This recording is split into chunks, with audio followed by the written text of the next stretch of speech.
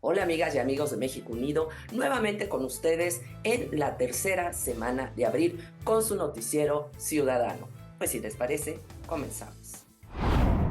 Organizaciones civiles alertaron que la reforma a la ley de amnistía que otorga al Ejecutivo Federal la facultad de conceder indulto aprobada ayer en el Senado de la República atenta contra el derecho a la verdad y a la justicia de víctimas de violaciones a derechos humanos.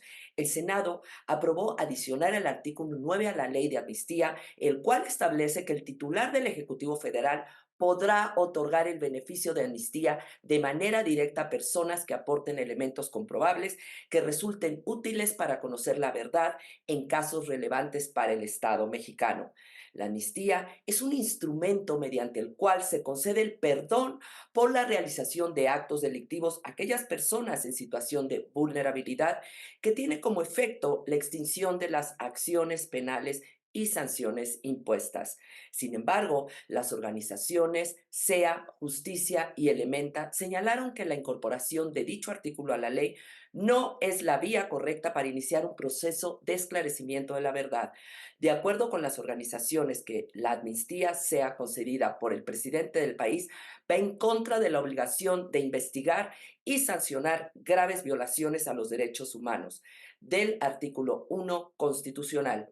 Asimismo, las organizaciones afirmaron que la reforma pone en peligro los derechos de las víctimas. Efectivamente, esta reforma lo que pretende es darle más poder al presidente en contra de las víctimas, lejos de empoderar más a las víctimas para quitarle control al gobierno. Pues ¿a quién quiere perdonar o a quién quiere que el próximo sexenio se le perdone? Muy peligrosa esta ley. Jorge Álvarez Maínez, candidato presidencial de Movimiento Ciudadano, es socio de un integrante de la Consejería Jurídica de Presidencia. Está vinculado con César Suárez Ortiz, director general de la Consejería Adjunta de Legislación y Estudios Normativos. Ambos integran una red que ha obtenido millones de pesos en contratos de distintos gobiernos, en particular en Zacatecas, donde manda la familia Monreal. De acuerdo con el Registro Público de Comercio de Aguascalientes, Álvarez Maínez y Suárez Ortiz constituyeron la empresa Tercera Vía Editoriales SADCB el 28 de agosto de 2015. Otro socio es César Alan Ruiz Galicia, actual comisionado del Sistema Estatal Anticorrupción de Aguascalientes, y quien entre 2010 y 2019 fungió como el director del periódico La Jornada en el mismo estado. Adicionalmente, en sus declaraciones de 2021 y 2022, Álvarez Maínez aceptó ser dueño del 20% de la firma hermana Tercera Vía Editoriales SADCB. A estas dos empresas se suma una tercera, Información para la Democracia SADCB. El candidato presidencial de MC la constituyó el 14 de octubre de 2008 junto a su papá, Felipe Álvarez Calderón. Y sobre la ley de amparo, en palabras del senador Damián Cepeda, estamos ante una de las reformas más negativas que ha aprobado el Senado en 6 años, una reforma para limitar el amparo. Hoy tienes un derecho de defensa y Morena te lo quiere quitar. En mi opinión, estamos ante una de las reformas más negativas que el Senado de la República en estos 6 años desgraciadamente va a haber aprobado, si es que se aprueba el día de hoy, que previsiblemente va a ser, porque es por mayoría simple. Y curiosamente, la reforma misma muestra, irónicamente, el peligro de lo que hoy se va a aprobar. A ver, es muy sencillo. Yo no me voy a querer meter en un debate técnico porque precisamente para allá quieren llevar el debate y que no se dé cuenta la gente lo que está pasando. La cosa es bien sencilla. Hoy tienes un derecho y te lo quieren quitar.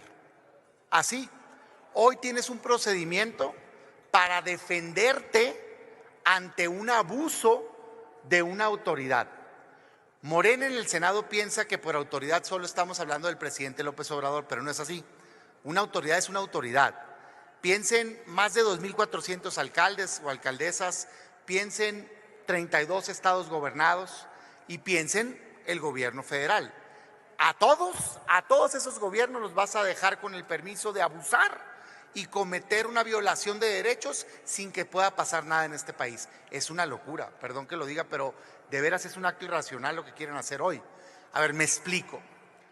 Existe hoy en México una figura que se llama amparo, que nació históricamente, en efecto, para proteger individualmente a las personas. Te violan tu derecho, tú metes un juicio, te amparas y te protege el Poder Judicial. ¿De qué? De un acto de autoridad abusivo que te está violando tus derechos humanos. Esa interpretación histórica del amparo hoy ya es equivocada. Esa figura evolucionó para proteger algo que se llaman derechos colectivos, es decir, derechos de todos los ciudadanos, que no los puedes partir en pedacitos, sino más decir tú, Damián Cepeda, tú tal persona. No, son derechos colectivos. Particularmente hubo dos reformas, o una reforma pues muy importante, 2011, la reforma en materia de derechos humanos, que hizo un corte de caja en México y dijo: a partir de este momento, los derechos reconocidos ya no se puede retroceder. Ese fue el gran logro. A partir de este momento, 2011, tú mexicano, nadie te va a poder quitar tus derechos. Lo que tienes, lo tienes. Y el legislativo, cuando haga una reforma, solo puede ampliar derechos. Si te quita derechos es inconstitucional y no vale. Así, esa es la norma. ¡Bravo! ¡Qué bueno! ¡Qué bueno! Al juzgador le dio la obligación de siempre interpretar a favor de los ciudadanos, proteger sus derechos. A la autoridad la obliga a siempre actuar a favor de ampliar derechos. Por lo tanto, no se le puede quitar un derecho, en este caso procesal, un derecho de protección que tiene a nadie. Por lo tanto, es inconstitucional lo que quieren hacer. Kenia López Rabadán, jefa de la oficina de la candidata presidencial Xóchitl Gálvez, anunció que a nombre del partido Acción Nacional se solicitará un juicio político en contra del ministro en retiro Arturo Saldívar por utilizar ilegalmente su cargo cuando fue presidente de la Suprema Corte de Justicia de la Nación en favor de intereses de la presidencia. El señor Arturo Saldívar renunció a su cargo como ministro de la Suprema Corte de Justicia de la Nación para irse de matraquero de la señora Sheinbaum. Abandonó su responsabilidad como juzgador buscando impunidad. La investigación que está realizando el Consejo de la Judicatura Federal en su contra se debe a una denuncia legítima que muestra una red de coacción a jueces y magistrados. Esta red de extorsión y de intimidación busca beneficiar al gobierno de López Obrador. El mismo presidente de la República dijo desde Palacio Nacional que Saldívar le hacía el trabajo sucio cuando las resoluciones no le eran favorables. Dijo, él ayudaba. Y todos sabemos que a confesión de parte, relevo de prueba. Si bien el Consejo de la Judicatura está realizando una investigación, el Poder Legislativo debe hacer lo propio y fijar las responsabilidades políticas a que haya lugar. Por ello, informo que presentaremos ante la Cámara de Diputados una solicitud de juicio político en contra de Arturo Saldívar por utilizar ilegalmente su cargo como presidente de la Corte y del Consejo de la Judicatura Federal.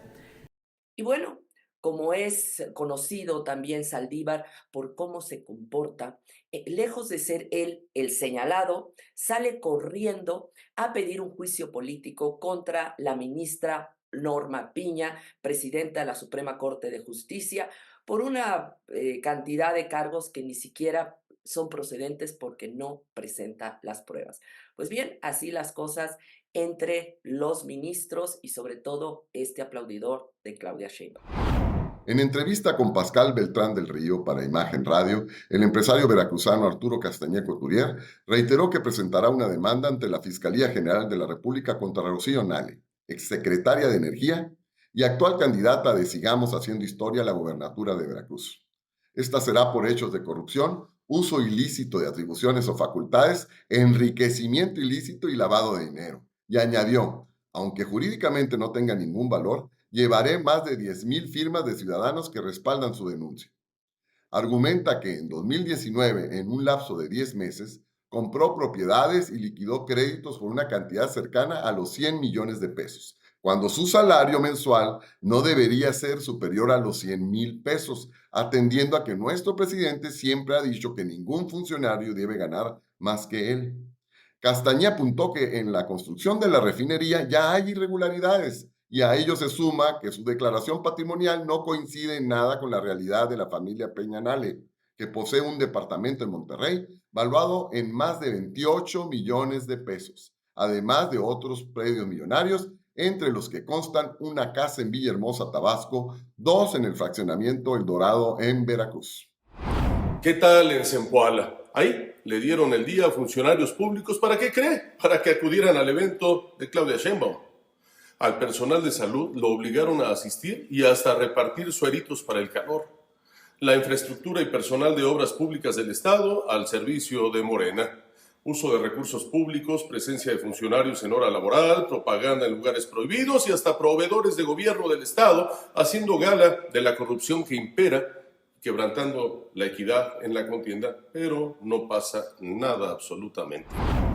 Este 2024 es el año en el que se disputan las elecciones más complejas y más grandes de la historia del país. La presidencia de la República, así como 9 gubernaturas, la jefatura de gobierno de la Ciudad de México, todos los congresos federales y locales y presidencias municipales, entre otros cargos.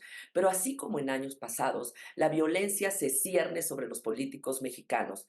En un reporte de Integralia se identifica además que regionalmente la violencia se concentra en el occidente y centro del país, en estados como Guerrero, Michoacán, Morelos, en las que se registran como las entidades con mayor número de víctimas hasta el momento. Son 39 los actores políticos asesinados en 15 estados de la República Mexicana.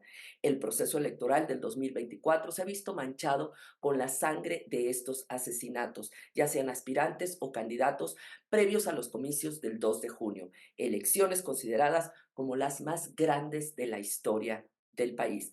Pareciera que el crimen organizado ya decidió quiénes serán los candidatos y nos están ahorrando a los ciudadanos el no tener que asistir a las urnas. El crimen organizado parece que le está quitando candidatos que no le son a modo para sus intereses y las autoridades calladitas y sin capacidad de detenerlos o sin la intención de hacerlo. Y hablando de feminicidios, y contrario a lo que dijo Sheinbaum de que aquí ya no había más feminicidios, se detuvo a un feminicida serial en la Ciudad de México.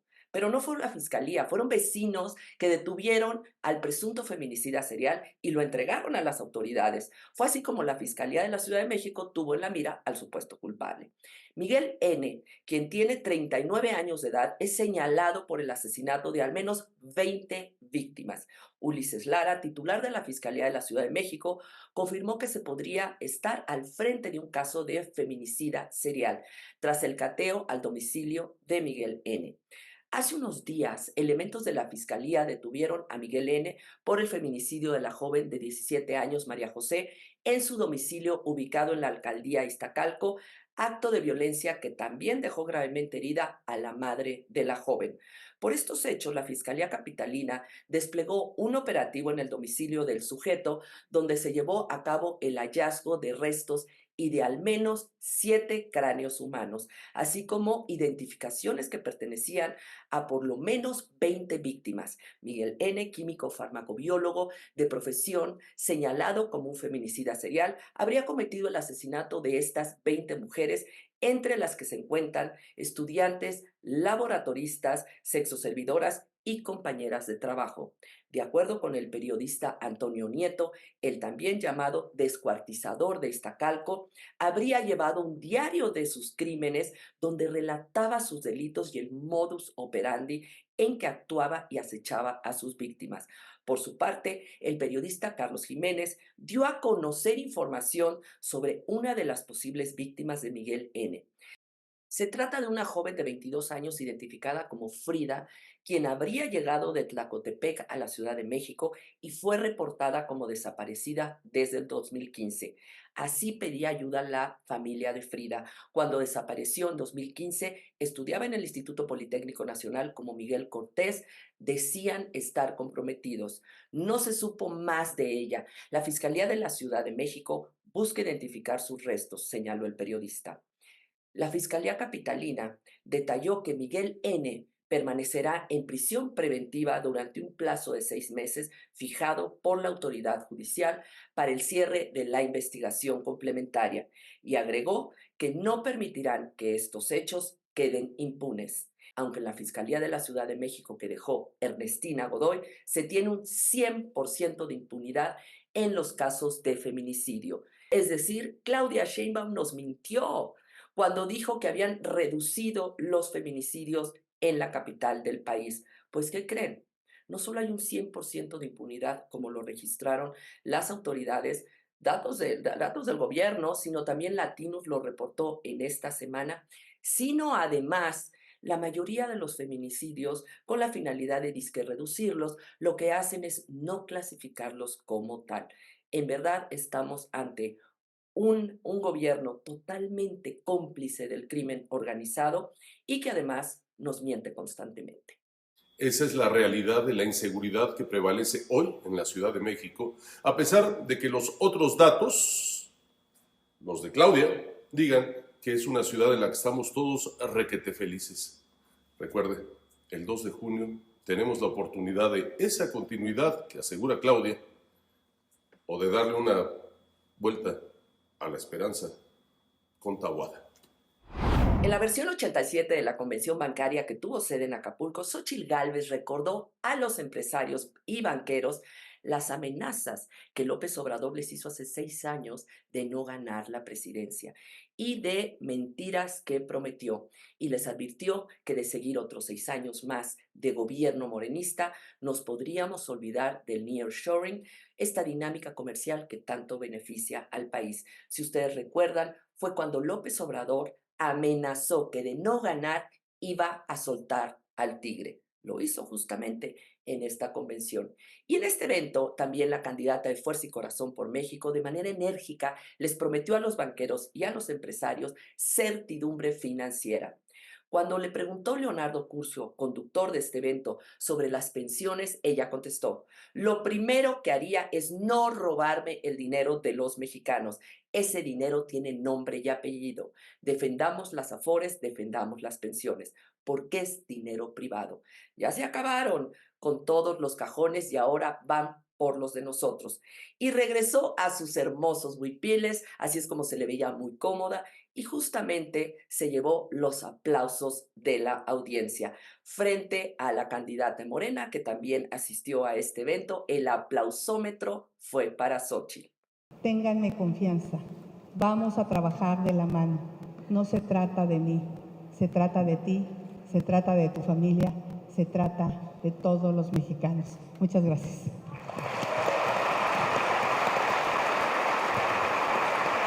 Muchas gracias.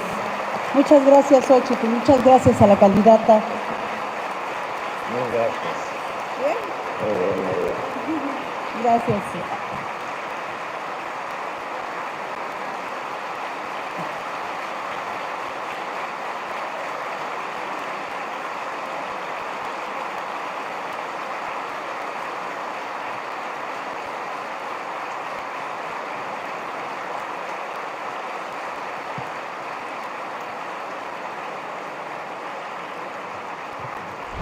Ustedes pudieron apreciar que el día de ayer se llevó a cabo el debate entre la candidata y los candidatos a la jefatura de gobierno de la Ciudad de México, donde Santiago Taboada se llevó el debate, con propuestas concretas y sin engancharse en los ataques. Así fue como el candidato de Fuerza y Corazón por México a la Ciudad de México resaltó cómo trabajaría por los más vulnerables, transformaría a la ciudad en un lugar más seguro y con servicios de calidad.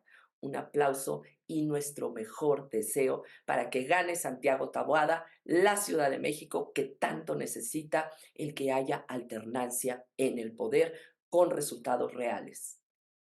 Y así es como llegamos al final. Muchísimas gracias por acompañarnos. Les pedimos que le den like a este contenido para que podamos seguir produciendo más, así como se suscriban a nuestro canal. Gracias y nos vemos esta semana, martes y jueves. Ya saben que aquí es la cita a las 6 de la tarde. Que tengan muy linda semana.